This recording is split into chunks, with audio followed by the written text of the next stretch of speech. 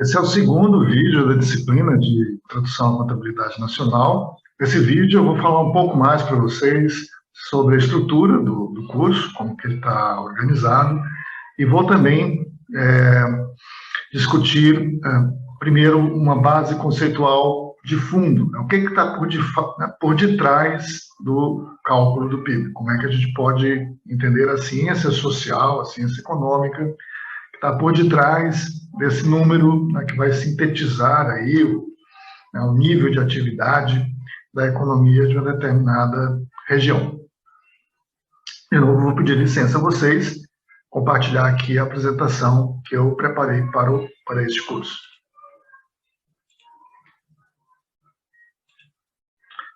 Bom, como vocês podem ver, eu pensei numa estrutura organizada em 5 tópicos. Tá? No primeiro tópico, nós vamos falar do chamado fluxo circular da economia. Né? Vamos aqui tentar dividir com vocês a forma como os economistas, já lá no final do século XIX, né, um certo consenso, né, que se forma, né, na profissão, entre os pensadores, né, que se dedicavam a essa questão, sobre como representar a economia, né? Qual seria a melhor maneira de fazer uma representação, né, do que está acontecendo, do funcionamento da sociedade, no que diz respeito a esse aspecto, esse recorte que a gente está fazendo, né, o recorte das relações sociais orientadas para a produção dos meios que nos garantem a sobrevivência e o usufruto, né, do que nós podemos chamar aí qualidade de vida, né, enfim, uma boa vida, as comodidades da vida. Na sequência, né, uma vez que a gente consiga, né, entender bem essa representação do funcionamento geral da economia, nós vamos apresentar a chamada identidade fundamental das contas nacionais, que é uma espécie de marco zero, né? É o ponto de partida, é a equação-chave, né, adotada na nossa profissão, né, para fazer a mensuração do que nós chamamos do produto interno bruto de uma economia. Né? Na sequência, o terceiro tópico vai detalhar, né, as regras que nós precisamos seguir, os protocolos que foram sendo acordados ao longo do tempo, que estão sempre sendo aperfeiçoados, né?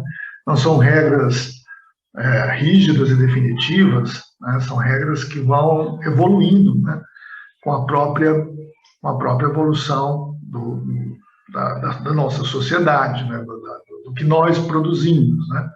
Uma coisa são as regras para o cálculo do PIB numa sociedade que é predominantemente agrícola, né? Enfim, outra coisa é uma sociedade que tem na produção de serviços, por exemplo, né? De serviços digitais, como que nós vivemos na atualidade, uma parte cada vez maior, né, do que a gente identifica como o valor, né, que está sendo criado, né, coletivamente.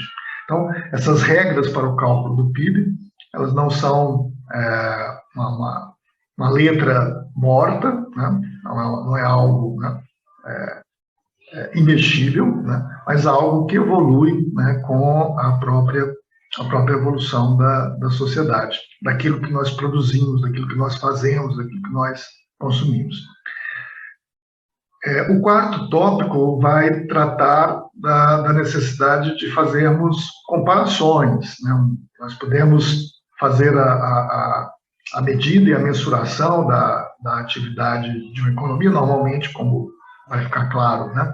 A gente precisa ter como referência para o cálculo dessa medida os preços que são, né, expressos na moeda do país, na moeda local, na moeda nacional. E quando a gente pensa em termos do produto interno bruto, né, é muito importante a gente pensar que é uma régua, né, é uma forma da gente também estar fazendo comparações. Eu preciso comparar a situação da minha economia, da economia de Minas Gerais, né, agora em 2021, com o que foi a economia de Minas Gerais no ano passado, o que foi a economia de Minas Gerais 10 anos atrás. Preciso comparar Minas Gerais com outras regiões, outras localidades, com São Paulo, né, com o Amazonas, né, e preciso fazer comparações também com outros países, né, o que é o PIB da Argentina, o PIB da Nova Zelândia, né, enfim. E no momento em que nós pensamos na necessidade das comparações, né, a distinção entre o que nós chamamos de PIB real e PIB nominal é a primeira distinção, assim, mais importante, né, que a gente tem que fazer, né. O PIB nominal ele vai estar sempre refletindo, expressando, né, o valor do que está sendo produzido aos preços que estão sendo observados a cada momento do tempo. E esses preços mudam, como nós sabemos muito bem, né. Se pegarmos só aqui os últimos 12 meses, né, nós temos, na média, uma variação de preços que já supera um aumento de 10%. Né? Então, os preços estão mudando. Né? O fato dos preços estarem aumentando significa que, né, se as quantidades produzidas fossem as mesmas, né, o PIB, o valor nominal do PIB, teria acompanhado o aumento dos preços, também seria mais alto. Né? Mas isso não quer dizer que nós estamos tendo uma vida melhor. Né? Não é porque o valor nominal do PIB cresceu devido ao aumento dos preços que nós podemos ter uma vida melhor. Muitas vezes, pelo contrário, né? Se a nossa fonte de renda, né, não está acompanhando o que acontece com os preços, na verdade, nós estamos ficando numa situação pior, né? Ou seja, com a mesma renda nominal que tínhamos no ano passado, nós compramos uma quantidade, né, real, né, menor de bens e serviços. Né?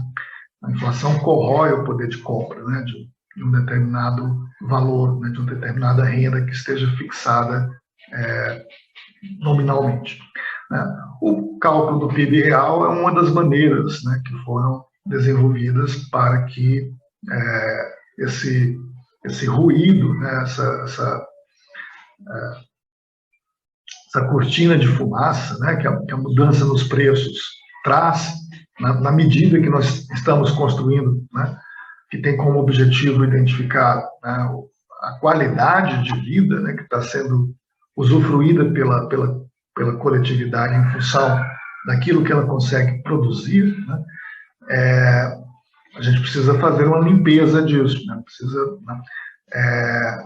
e o cálculo do PIB real é exatamente a maneira, né, que nós procedemos. Eu vou explicar para vocês, então, como é que isso é feito, né, no tópico número 4. Né. Por último, né, nós temos também o tópico que trata do problema da sazonalidade. Né. É muito frequente que a gente faça o cálculo do PIB, né, o valor de tudo que foi produzido ao longo de um determinado período. Né? Esse período costuma ser 12 meses, um ano. Então, entre 1º de janeiro de 2021 a 31 de dezembro de 2021. Né? Nesse caso, nós não temos nenhuma dificuldade maior quando vamos comparar, né, já tendo corrigido lá o problema da inflação, dos preços, o PIB real de 2021 com o PIB real de 2020, por exemplo. Né?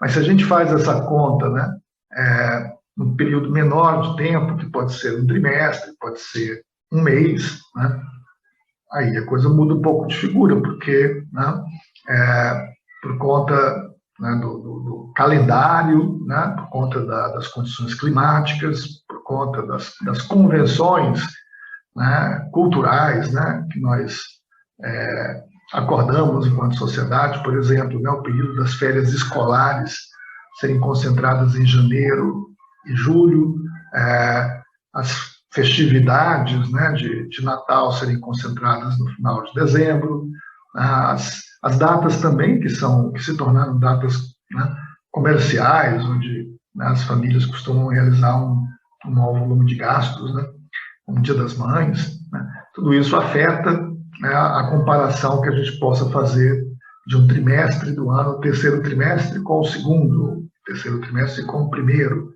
ou do mês de maio, né, costuma ser o mês onde as vendas do comércio, né, são estimuladas pelo Dia das Mães, com o mês de março, de fevereiro, enfim. Então, nós temos também procedimentos que nos permitem corrigir, né, pela questão da sazonalidade, né, e que nos permita dizer, afinal de contas, né, a variação, né, do PIB que nós observamos, né, do segundo para o terceiro trimestre.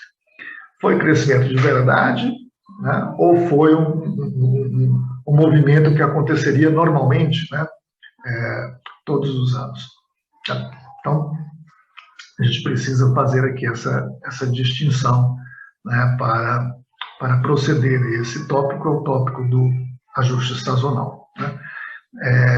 Essas apresentações, né, elas estão relacionadas aqui a uma discussão de conteúdos, né, uma apresentação de conteúdos para vocês, mas eu vou fazer também outros vídeos, né, com exercícios práticos, né, que vão servir também de orientação para vocês no que diz respeito às atividades avaliativas, né, que nós vamos fazer aqui para essa disciplina do curso, tá bom? Então, muito obrigado mais uma vez aí por terem acompanhado aqui esse segundo vídeo, né? Nós já voltamos com o terceiro vídeo, em que vamos apresentar o tópico 1, né, do fluxo circular da economia. Até mais.